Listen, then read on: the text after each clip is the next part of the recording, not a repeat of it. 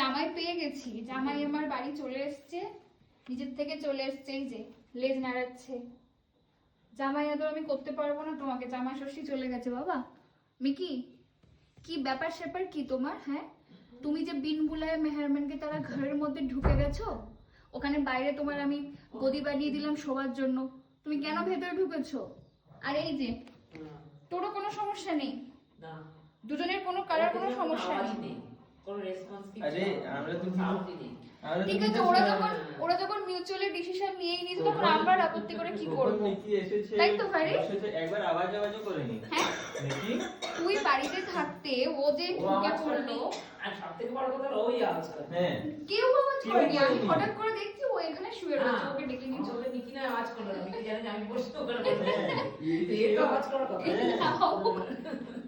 মানে ওদের দুজনের কোনো সমস্যা নেই কাউকে নিয়ে, ঠিক আছে, খুব ভালো কথা। দেখো ও চুপচাপ বসে আছে, ও চুপচাপ বসে আছে। কি করবো এখন আমি, কি করবো? দাও মিষ্টি মিষ্টি নিয়ে এসো, জামাই আদর করি। মানে দেখেছি তাই